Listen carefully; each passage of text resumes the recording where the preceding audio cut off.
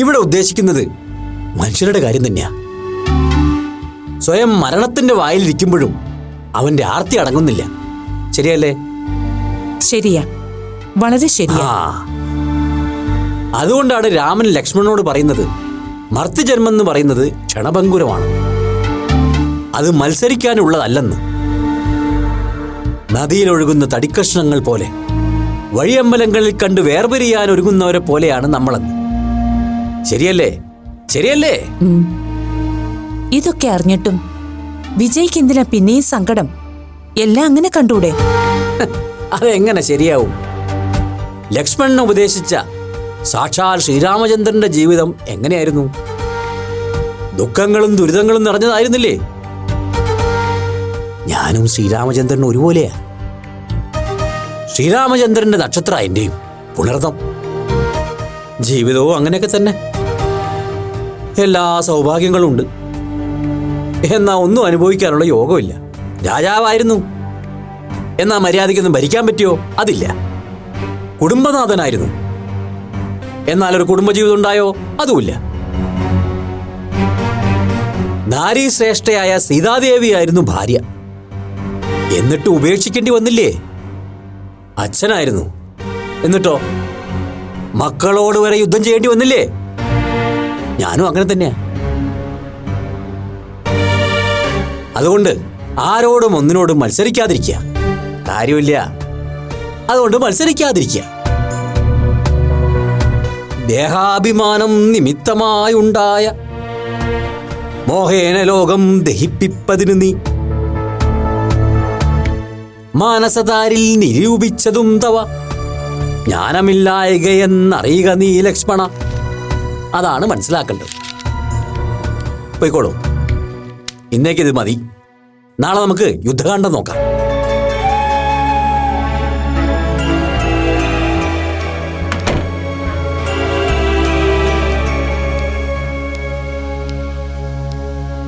ഇന്ന് രാവിലെ മുതൽ ഇത് തന്നെ പരിപാടി. അടുത്ത് തന്ന അർത്ഥം പറഞ്ഞു തരും. വി പി ഇപ്പോൾ കുട്ടിക്കാലത്തെ നാട്ടിൻപുറത്ത് എവിടെയോ ആണ്. സാരമില്ല ഗീത, വേദപുസ്തകമല്ലേ, വായിക്കട്ടെ. അതിന്റെ ഒരു അനുഗ്രഹമെങ്കിലും ഉണ്ടാവുമല്ലോ.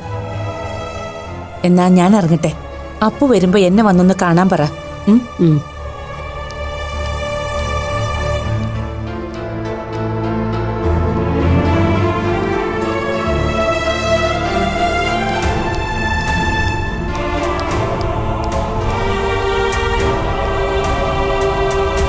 ആന്റി, ആന്റി ഇതെപ്പോ വന്നു?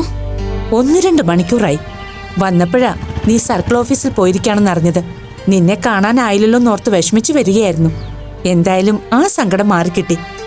ആന്റിക്ക് ഓട്ടോ കിട്ടിയില്ലേ? വെറുതെ കാത്തുനിന്ന് സമയം കളയണ്ടല്ലോ എന്ന് കരുതി. കുറച്ച് നടക്കുന്നത് നല്ലതല്ലേ? അല്ല, നീ സ്റ്റേഷനിൽ പോയിട്ട് എന്തായി അപ്പു? എന്തിനാ അവര് നിന്നെ വിളിപ്പിച്ചത്? ഞാനും വി പിയും തമ്മിലുള്ള ഇഷ്യൂസിനെ കുറിച്ച് ചോദിക്കാനായിരുന്നു ആന്റി. വി പിക്ക് കുഴപ്പം വരുന്ന രീതിയിലുള്ള ചോദ്യങ്ങൾ വല്ലതും അവരുടെ ഭാഗത്തുനിന്നുണ്ടായോ അപ്പു?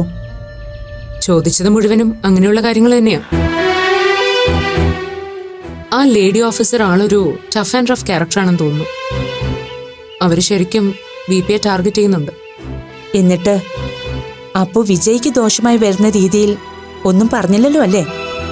വി പിക്ക് കുഴപ്പമാവാത്ത രീതിയിൽ മറുപടി പറഞ്ഞ് പരമാവധി പിടിച്ചു നിൽക്കാൻ ഞാൻ ശ്രമിച്ചിട്ടുണ്ട് ആന്റി. പക്ഷെ അവരതിലൊന്നും അത്ര കൺവിൻസ് അല്ലെന്ന് തോന്നുന്നു. ഗീതയും വിജയും ഇന്ന് വരാത്തതിന് അവരെന്തെങ്കിലും പറഞ്ഞോ? ഞാൻ കാര്യം പറഞ്ഞു, പക്ഷെ ആ സ്ത്രീ അതൊന്നും വിശ്വാസത്തിലെടുത്തിട്ടില്ല എന്ന് തോന്നുന്നു. വി പിക്കും അമ്മയ്ക്കും അങ്ങോട്ട് ചെല്ലാനല്ലേ ബുദ്ധിമുട്ട്, അവർക്ക് ഇങ്ങോട്ട് വരാൻ ബുദ്ധിമുട്ടില്ലാന്ന്. ഇനി വീണ്ടും അവരുടെ ഉപദ്രവം ഉണ്ടാവും തോന്നുന്നു. അവര് വരികയോ ചോദ്യം ചെയ്യുകയോ എന്ത് വേണമെങ്കിലും ചെയ്തോട്ടെ. പക്ഷെ ഈ കണ്ടീഷനിൽ വി പി അധികം പ്രഷർ ചെയ്യാതെ നോക്കണം. വേണമെങ്കിൽ ജോബിനുമായി ആലോചിച്ച് വിജയ്ക്ക് വേണ്ടി ഒരു മെഡിക്കൽ സർട്ടിഫിക്കറ്റ് എടുത്തു വെക്കണം. ഞാൻ പറയാം അവനോട്. അപ്പോ നിന്റെ കാര്യത്തിൽ ഞാനും ഗീതയും കൂടി ചില തീരുമാനങ്ങൾ എടുത്തിട്ടുണ്ട്. അതൊക്കെ ഗീത നിന്നോട് വിശദമായിട്ട് പറയും. ഈ ബഹളത്തിനിടയിൽ ഓടിപ്പാഞ്ഞു നടന്ന് നീ നിന്റെ ആരോഗ്യം ശ്രദ്ധിക്കാതിരിക്കരുത്. മെഡിസിനും ഫുഡും ഒക്കെ കൃത്യസമയത്ത് കഴിക്കണം. അതുപോലെ തന്നെ പ്രോപ്പർ റെസ്റ്റും വേണം. യാത്രയൊക്കെ കഴിവതും ഒഴിവാക്കണം കേട്ടോ. എന്നാ ഇനി അടുത്ത ചെക്കപ്പിന് പോകേണ്ടത്? അടുത്ത ആഴ്ച ചെന്നാ മതിയെന്ന് പറഞ്ഞു. അന്ന് ഗീതയെ ബുദ്ധിമുട്ടിക്കാൻ നിൽക്കണ്ട, ഞാൻ വരാം നിന്റെ കൂടെ. ആ, അതിന് ആന്റി ബുദ്ധിമുട്ടണമെന്നില്ല. ഞാൻ തനിച്ച് പോയിക്കോളാം. ഹോസ്പിറ്റലിൽ എന്തെങ്കിലും ഹെൽപ്പ് വേണമെങ്കിൽ അവിടെ ജോബി ഡോക്ടർ ഉണ്ടല്ലോ. എന്നാലും നീ എന്നെ കൂട്ടത്തിൽ കൂട്ടില്ലെന്നാണോ അപ്പു? അയ്യോ ആന്റി, ഞാൻ അങ്ങനെയല്ല ഉദ്ദേശിച്ചത്. ആന്റി വെറുതെ ബുദ്ധിമുട്ടുണ്ടല്ലോ എന്ന് കരുതി പറഞ്ഞതാ. എന്നാലേ ആ ബുദ്ധിമുട്ടൊക്കെ ഞാൻ അങ്ങ് സഹിച്ചോളാം. ഇനി നീയായിട്ട് ഇങ്ങോട്ടൊന്നും പറയണ്ട. ഞാനും ഗീതയും പറയുന്നത് അങ്ങ് അനുസരിച്ചാ മതി, കേട്ടല്ലോ? Okay, done. എന്നാ നിന്നിനി അധികം വെയില് കൊള്ളണ്ട. വേഗം വീട്ടിലെത്താൻ നോക്ക്. പോയി റെസ്റ്റ് എടുക്കപ്പൂ. ഞാനും നടക്കട്ടെ. ശരി ആന്റി. എന്തെങ്കിലും ആവശ്യമുണ്ടെങ്കിൽ വിളിക്കണം കേട്ടോ. ഓക്കെ, ശരി.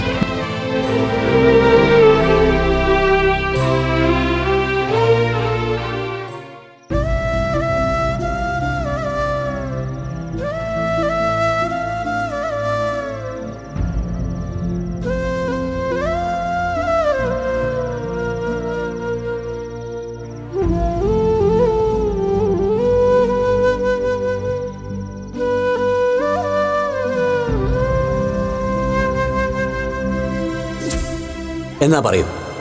ചക്ഷുശ്രവണ ഗണസ്തമാം ദർദൂരം ഭക്ഷണത്തിന് അപേക്ഷിക്കുന്നത് പോലെ എന്ന് വെച്ചാൽ എന്താ?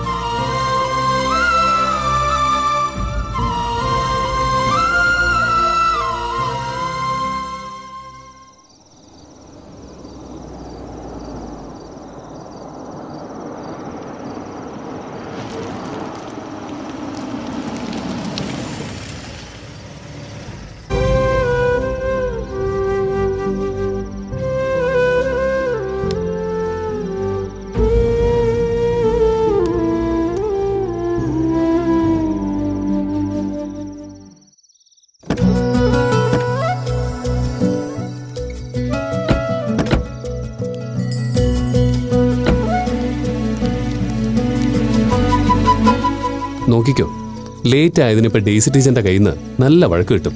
താൻ കാരണമാണ് ലേറ്റ് ആയെന്ന് ഞാൻ പറയും. പറഞ്ഞോ, ആന്റീനൊന്നും പറയില്ല.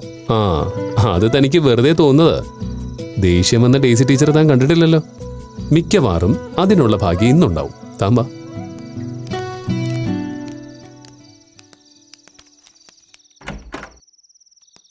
മമ്മി, എത്തിയ രണ്ടാളും. അല്ല, കാര്യമായിട്ട് ഷോപ്പിംഗ് നടത്തിയ മട്ടുണ്ടല്ലോ. ദേ, അതൊക്കെ മമ്മിയുടെ മോളോട് ചോദിച്ചാൽ മതി. കൂടെ പോയി നിന്നു കൊടുത്തു, ബില്ലും പേ ചെയ്തു. അത്രേ എനിക്ക് റോളുള്ളൂ. ബാക്കി കഥ, തിരക്കഥ, സംഭാഷണം, സംവിധാനമല്ല മമ്മിയുടെ മരുമോളുടെ വകയാ. ഞാൻ ഉത്തരവാദിയേ അല്ല. അതിനും വേണ്ടിയൊന്നും വാങ്ങിച്ചില്ല ആന്റി. മാസാവസാനം ഞങ്ങൾ മലേഷ്യയിലേക്ക് പോവല്ലേ, അതിനു വേണ്ടി കുറച്ച് ഡ്രസ്സ് വാങ്ങിയതാ. കൂട്ടത്തിൽ ആന്റിക്ക് കുറച്ച് സാരിയും വാങ്ങി. ആന്റി, എന്തിനാ കുട്ടി വെറുതെ ഇതൊക്കെ വാങ്ങിക്കൂട്ടുന്നത്? എനിക്ക് ആവശ്യത്തിലധികം ഡ്രസ്സ് ഇവിടെ ഇരിപ്പുണ്ടല്ലോ. വെറുതെ എന്തിനാ കാശ് ചെലവാക്കുന്നേ? അത് വേറൊന്നും കൊണ്ടല്ലേ മമ്മി. എന്റെ പേഴ്സിൽ കാശിരിക്കുന്ന കണ്ട മമ്മിയുടെ മരുമോൾക്ക് സഹിക്കില്ല. അത് തീർക്കാതെ ഇവൾക്ക് ഉറക്കം വരില്ല അത്രേ. ചുമ്മാതെ ആന്റി, ഞാൻ പറഞ്ഞിട്ടല്ല. ഡോക്ടറുടെ ഇഷ്ടത്തിന് വാങ്ങിയത് ഏതെല്ലാം. മമ്മിയുടെ വഴക്ക് കിട്ടാതിരിക്കാനാ എല്ലാം എന്റെ തലയിൽ വെക്കുന്നത്. രണ്ടാളും പോയി വേഷമൊക്കെ മാറിയിട്ട് വാ, ഞാൻ കഴിക്കാൻ എടുക്കാം. അപ്പൊ ഞങ്ങൾ പുറത്തുനിന്ന് കഴിച്ചിട്ടാ വരുന്നെന്നുള്ള കാര്യം മമ്മി മറന്നുപോയോ? ഓഹ്, ശരിയാണല്ലോ, ഞാനതങ്ങ് മറന്നു. ഞാനിതൊക്കെ കൊണ്ടുവെക്കട്ടെ.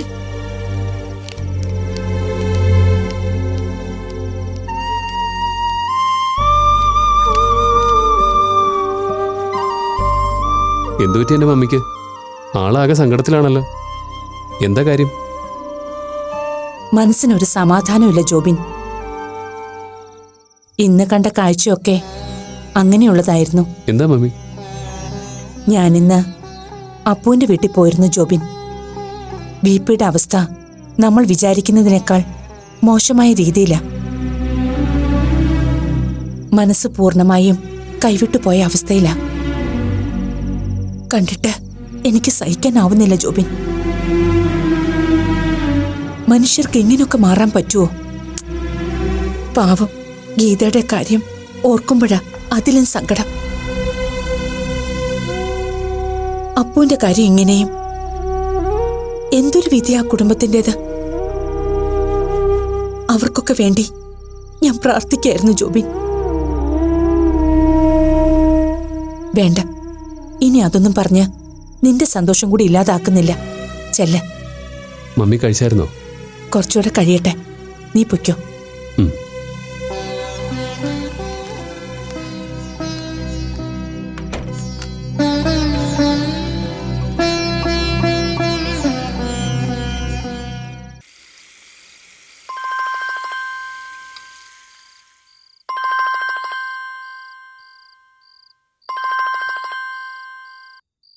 ഹലോ മോളെ. ഹലോ അമ്മേ, അമ്മ കിടന്നോ? ഏയ് ഇല്ല, ഞങ്ങളിപ്പോ കഴിച്ചു കഴിഞ്ഞതേ ഉള്ളൂ. ഷോപ്പിംഗ് കഴിഞ്ഞ് നിങ്ങൾ ഇപ്പോഴാണോ വന്നത്? ഇല്ല അമ്മേ, വന്നിട്ട് കുറച്ച് സമയമായി. ഞാനൊരു കാര്യം അറിയാൻ വേണ്ടിയാ വിളിച്ചത്. എന്താ മോളെ? ഇന്ന് ഡെയ്സി ആന്റി അവിടെ വന്നിരുന്നോ? ഡെയ്സി ടീച്ചറോ? ഇവിടെ വന്നില്ലല്ലോ. വന്നെങ്കി വൈകിട്ട് നീ വിളിച്ചപ്പോ ഞാൻ പറയുമായിരുന്നില്ലേ? ഞാൻ കരുതി അമ്മ ചിലപ്പോ പറയാൻ മറന്നാവൂന്ന്. അല്ല, നീ എന്താ അങ്ങനെ ചോദിച്ചത്? ആന്റി ഇന്ന് അപ്പുവിന്റെ വീട് വരെ വന്നിരുന്നു. ഞാൻ കരുതി കൂട്ടത്തില് നമ്മുടെ വീട്ടിൽ വന്നിട്ടുണ്ടാവുന്ന്. അവിടെ വരെ വന്നിട്ട് ടീച്ചർ എന്താ ഇങ്ങോട്ട് കയറാതിരുന്നത്? നിനക്ക് ചോദിക്കായിരുന്നില്ലേ? അത് ആന്റി ഭയങ്കര സങ്കടത്തിലാ. അതുകൊണ്ട് ചോദിച്ചാൽ വിഷമാവുമല്ലോ എന്ന് കരുതി ഞാൻ ചോദിച്ചില്ല. പിന്നെ ഡോക്ടർ പറഞ്ഞ കാര്യങ്ങൾ അറിഞ്ഞത്. എന്താ മാളു, അപ്പുവിന്റെ വീട്ടില് പ്രത്യേകിച്ച് എന്തെങ്കിലും ഉണ്ടായോ? അവിടെ ആകെ പ്രശ്നമാമേ. പോലീസ് കേസായ കാര്യമൊക്കെ ഞാൻ പറഞ്ഞില്ലേ? ഉവ്വ്, അതിന്റെ എന്തെങ്കിലും കാര്യമാണോ? കേസിന്റെ കാര്യം മാത്രല്ല അമ്മേ, VP അങ്കിൾ ആകെ കൈവിട്ടു പോയ അവസ്ഥയിലാ. ഇപ്പൊ ശരിക്കും ഭ്രാന്തായിന്നാ ആന്റി പറയുന്നത്. ഈശ്വരാ, നേരാണോ മോളെ? അതെ അമ്മേ, ആന്റിയെ കണ്ടിട്ട് പോലും തിരിച്ചറിയാത്ത അവസ്ഥയിലാണെന്ന്. അന്ന് അച്ഛൻ വഴിയിൽ നിന്ന് പിടിച്ചോണ്ട് വന്നില്ലായിരുന്നോ? അതിലും മോശമായ അവസ്ഥയായെന്ന്. അവിടുത്തെ കാര്യങ്ങൾ പറഞ്ഞ് ആന്റി ഭയങ്കര സങ്കടത്തിലാ ഇപ്പോഴും. അതുകൊണ്ടായിരിക്കും ചിലപ്പോ ഇവിടെ കേറാതെ പോയത്. നീ നാളെ ഒന്ന് ഇതേപ്പറ്റി ചോദിച്ചാൽ മതി കേട്ടോ. ഇന്നിനിയിപ്പോ ടീച്ചറോടൊന്നും ചോദിക്കാനും പറയാനും ഒന്നും നിൽക്കണ്ട. അച്ഛനും മുത്തശ്ശിയൊക്കെ ഉറക്കമായോ? ഇല്ല, രണ്ടുപേരും ഹാളിലുണ്ട്. ഫോൺ കൊടുക്കണോ? വേണ്ടമ്മേ, ഞാൻ നാളെ വിളിക്കാം. ഗുഡ് നൈറ്റ് അമ്മേ. ശരി, ഗുഡ് നൈറ്റ്.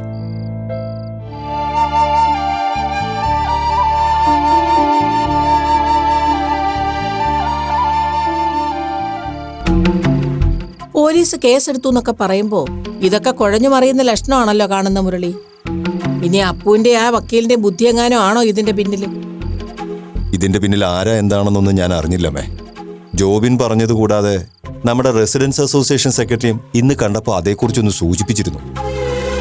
പോലീസുകാർ VPയുടെ വീട്ടിൽ അന്വേഷിച്ചു വന്നെന്നൊക്കെ ഞാൻ അറിഞ്ഞേ. കൂടുതൽ ഡീറ്റെയിൽസ് ഒന്നും അയാൾക്കും അറിയില്ല. മാളു ഇപ്പൊ വിളിച്ചിരുന്നു. അവൾ ഈ കാര്യം വല്ലതും അറിഞ്ഞിട്ടാണോ അശ്വതി വിളിച്ചേ? ഇന്ന് ഡെയ്സി ടീച്ചർ അപ്പുവിന്റെ വീട്ടിൽ ചെന്നിരുന്നു എന്ന്. അവള് കരുതിയതേ ടീച്ചർ ഇവിടെ വന്നിട്ടായിരിക്കും ഗീതേച്ചിയെ കാണാൻ പോയതെന്ന്. അല്ല, അവിടം വരെ വന്ന സ്ഥിതിക്ക് ടീച്ചർ എന്താ പിന്നെ ഇവിടെ കയറാതെ പോയത്? ആ, അത് തന്നെ മാളും ചോദിച്ചത്. അവിടുന്ന് ഇറങ്ങിയ പിന്നെ ടീച്ചർ ആകെ സങ്കടപ്പെട്ടിരിക്കുകയാണെന്ന്. ഡെയ്സി നേരിട്ട് അവിടെ ചെല്ലണമെങ്കിൽ കാര്യമായിട്ട് എന്തെങ്കിലും സംഭവിച്ചിട്ടുണ്ടാവണല്ലോ. എങ്കിൽ പിന്നെ അത് അവർക്കോ ജോബിനോ നമ്മളെ കൂടെ അറിയിക്കായിരുന്നല്ലോ. പിന്നെന്താ അവരിങ്ങോട്ടൊന്നും തിരിഞ്ഞു പോലും നോക്കാതെ പോയത്? മുരളി പറഞ്ഞതുപോലെ എന്തൊക്കെയോ അടിയൊഴുക്കുകൾ ഇതിന്റെ പിന്നിലുണ്ടെന്നാ എനിക്കും തോന്നുന്നത്. അല്ലെങ്കിൽ പിന്നെ അവരിവിടെ വന്ന കാര്യം നമ്മളെ അറിയിക്കാതിരിക്കേണ്ട കാര്യം എന്താ? മാളുവിനോട് അവരൊന്നും പറഞ്ഞില്ലേ അശ്വതി? അവർ ഷോപ്പിംഗ് കഴിഞ്ഞ് കുറച്ചു മുമ്പ് എത്തിയതേ ഉള്ളൂ എന്ന് പറഞ്ഞു. ടീച്ചറുടെ അവസ്ഥ കണ്ടിട്ട് അവക്കൊന്നും ചോദിക്കാനേ തോന്നിയില്ലാന്ന്. പിന്നെ ജോബിനാ അവളോട് ഈ വിവരങ്ങളൊക്കെ പറഞ്ഞത്. ജോബിനെ ഞാനൊന്ന് വിളിച്ചു നോക്കട്ടെ. അല്ല, ഇനിയിപ്പോ നമ്മളായിട്ട് ആരെയും വിളിക്കാനൊന്നും പോകണ്ട. മാളു ഉടനെ തന്നെ നമ്മളെ വിളിച്ച് വിവരം പറഞ്ഞു എന്ന് കരുതില്ലേ? നാളെ എന്തായാലും ടീച്ചർ ഡീറ്റെയിൽ ആയിട്ട് മാളുവിനോട് ഈ വിവരം പറയാതിരിക്കില്ല. കാര്യം എന്താന്ന് അപ്പ അറിയാലോ. എങ്കിൽ പിന്നെ അത് മതി. ഇനി ആ ടീച്ചർ എന്തൊക്കെയാ മനസ്സിൽ കണ്ടേക്കുന്നതെന്ന് ആർക്കറിയാം? എന്റെ സ്വാമി, മിക്കവാറും അവരെന്തെങ്കിലും സഹായം വാഗ്ദാനം ചെയ്യാനായിരിക്കും ഗീതയെ കാണാൻ പോയത്. അതുകൊണ്ടാ മനഃപൂർവ്വം ഇവിടെ കയറാതെ പോയത്. അല്ലേലും അവർക്ക് പണ്ടേ ചോറിങ്ങും കൂറങ്ങും ആണല്ലോ. എന്തായാലും നാളെ മാള് വിളിക്കുമ്പോ നീ ഡീറ്റെയിൽ ആയിട്ട് കാര്യങ്ങൾ ചോദിച്ച് മനസ്സിലാക്കണം. എന്ത് വേണമെന്ന് അത് കഴിഞ്ഞ് തീരുമാനിക്കാം. ഇതിലിത്ര അറിയാനും പറയാനും ഒന്നുമില്ല. ഞാൻ പറഞ്ഞതുപോലെ തന്നെയായിരിക്കും സംഭവിക്കാൻ പോകുന്നത്. നോക്കിക്കോ.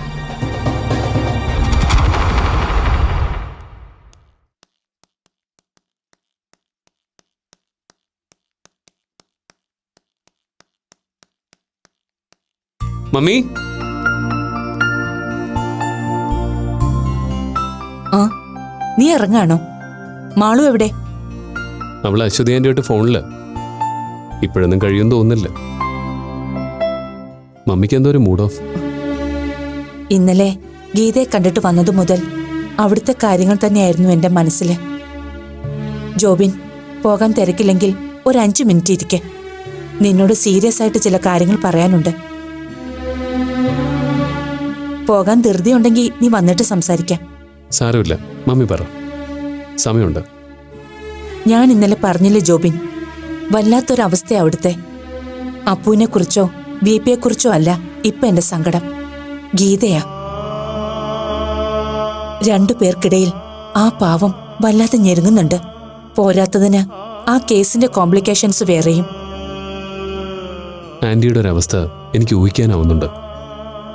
അപ്പവും ആന്റിയുടെ കാര്യം ഓർത്ത് വല്ലാതെ ബോധേടാണ്. ഈ അവസ്ഥയിൽ നമ്മളെക്കൊണ്ട് കഴിയുന്ന രീതിയിൽ നമുക്ക് ഗീതയെ ഒന്ന് സഹായിച്ചേ പറ്റൂ ജോബിൻ. നമുക്ക് എന്ത് ചെയ്യാൻ പറ്റുമെന്ന് മമ്മി ഒന്ന് ആലോചിച്ച് പറഞ്ഞാൽ മതി. ഈ അവസ്ഥയിൽ ഗീതയ്ക്ക് ഒരു നിമിഷം പോലും വിജയുടെ അടുത്ത് നിന്ന് മാറി നിൽക്കാൻ പറ്റില്ല. ഗീതയ്ക്ക് മാത്രമേ വിജയെ മാനേജ് ചെയ്യാൻ കഴിയുള്ളൂ. അറ്റ് ദ സെയിം ടൈം അപ്പുവിനിപ്പോ കൂടുതൽ കെയറും അറ്റൻഷനും വേണ്ട സമയമോ. ഞാൻ ഡോക്ടർ സ്റ്റെല്ല മേഡത്തിന് ഇന്നലെ കണ്ട് സംസാരിച്ചിരുന്നു. മെഡിസിൻ കൃത്യമായി എടുക്കുന്നതിന്റെ ഒരു ചെറിയ ചേഞ്ച് ഇപ്പോൾ അപ്പുവിൽ നന്നായി റിഫ്ലക്ട് ചെയ്യുന്നുണ്ടെന്ന് മാഡം പറഞ്ഞത്. അപ്പുവിന്റെ ഹീമോഗ്ലോബിൻ ലെവൽ സ്റ്റേബിളായി വരുന്നുണ്ട്. ഈ രീതിയിൽ പ്രോഗ്രസ് കണ്ടിന്യൂ ചെയ്യുകയാണെങ്കിൽ വിത്തിൻ 1 മന്ത് സർജറിക്ക് റെഡിയാവുമെന്ന് സ്റ്റെല്ല മാഡം പറഞ്ഞത്. പക്ഷെ ഇനി അങ്ങോട്ട് അപ്പുവിന്റെ കാര്യത്തിൽ ഗീതയ്ക്ക് എത്രമാത്രം ശ്രദ്ധിക്കാൻ കഴിയൂ എന്നുള്ളതാണ് പ്രശ്നം. അതിൽ ഗീതയെ നമുക്ക് ഒരു രീതിയിലും കുറ്റപ്പെടുത്താനും കഴിയില്ല. മെന്റലി അൺഫിറ്റായ ഒരാളെ മാനേജ് ചെയ്യാൻ എത്രമാത്രം സമയവും ക്ഷമയും വേണമെന്ന് നമുക്ക് ഊഹിക്കാവുന്നതല്ലേ ഉള്ളൂ. മമ്മി ഇപ്പൊ എന്താ മനസ്സിൽ കണ്ടേക്കുന്നത്? അപ്പുവിനെ നമുക്ക് ഇങ്ങോട്ട് കൊണ്ടുവന്നാലോ ജോബിൻ? ഇവിടെയാകുമ്പോ പണ്ടത്തെ പോലെ തന്നെ അപ്പുവിന്റെ കാര്യങ്ങൾ ശ്രദ്ധിക്കാൻ ഞാനുണ്ടല്ലോ. പോരാത്തതിന് സഹായത്തിന് മാളുവും ഉണ്ട്. നീ എന്തു പറയുന്നു? മമ്മി പറഞ്ഞു തുടങ്ങിയപ്പോഴേ തോന്നി ഇങ്ങനെ ഒരു തീരുമാനം തന്നെയാവും മനസ്സിലെന്ന്. അങ്ങനെ തീരുമാനം എടുത്തിട്ടൊന്നുമില്ല. നിന്നോടും മാളുവിനോടും കൂടി ചോദിച്ചിട്ട് ഫൈനൽ ചെയ്യാമെന്നാണ് ഞാൻ വിചാരിച്ചത്. അപ്പുവിനെ ഇങ്ങോട്ട് കൊണ്ടുവരുന്നതിൽ നിങ്ങൾക്ക് ബുദ്ധിമുട്ടൊന്നുമില്ലല്ലോ? എന്ത് ബുദ്ധിമുട്ട്? അപ്പു ഇവിടുത്തെ കുട്ടിയല്ലേ. ഈ സമയത്ത് നമുക്ക് ഗീതാന്റിക്ക് വേണ്ടി ചെയ്യാൻ പറ്റുന്ന ഏറ്റവും വലിയ ഹെൽപ്പ് ഇത് തന്നെയാ മമ്മി. മാത്രമല്ല ഇവിടെ ആവുമ്പോൾ അപ്പു കുറച്ചുകൂടി മാനസികമായി ഓക്കെ ആവും തോന്നുന്നു. മമ്മിയുടെയും മാളുവിൻ്റെയും കമ്പനിയിൽ ആള് നല്ല ഹാപ്പി ആയിരിക്കും. മാത്രമല്ല അവിടുത്തെ ആ ഒരു സ്ട്രെയിനുള്ള അന്തരീക്ഷത്തിൽ നിന്ന് ഒന്ന് വിട്ടു നിൽക്കുന്നത് അപ്പുവിനെ സംബന്ധിച്ച് മെന്റലി ആൻഡ് ഫിസിക്കലി ഗുണം ചെയ്യുകയും ചെയ്യും. അപ്പം നമുക്കത് അങ്ങനെ അങ്ങ് ഫിക്സ് ചെയ്യാൻ ജോബിൻ. പിന്നെന്താ മമ്മി, അതിൽ ഇനി രണ്ടാമതൊന്നും ആലോചിക്കണ്ട. അല്ല, നമുക്ക് മാളുവിന്റെ അഭിപ്രായം കൂടി ഒന്ന് ചോദിക്കണ്ടേ? മാളുവിന് എതിരഭിപ്രായമൊന്നും ഉണ്ടാവില്ല മമ്മി. മാത്രമല്ല നമ്മുടെ ഈ തീരുമാനത്തിൽ അവളും ഹാപ്പി ആയിരിക്കും. എന്നാലും നീ ഈ കാര്യം അവളോടൊന്ന് ചോദിച്ചേക്ക്. നീ പറഞ്ഞ ശേഷം ഞാനൊന്ന് സൂചിപ്പിക്കാം, പോരെ? ഓ, എന്നാ പിന്നെ അങ്ങനെ ആവട്ടെ. ഞാൻ ഇറങ്ങാം മമ്മി.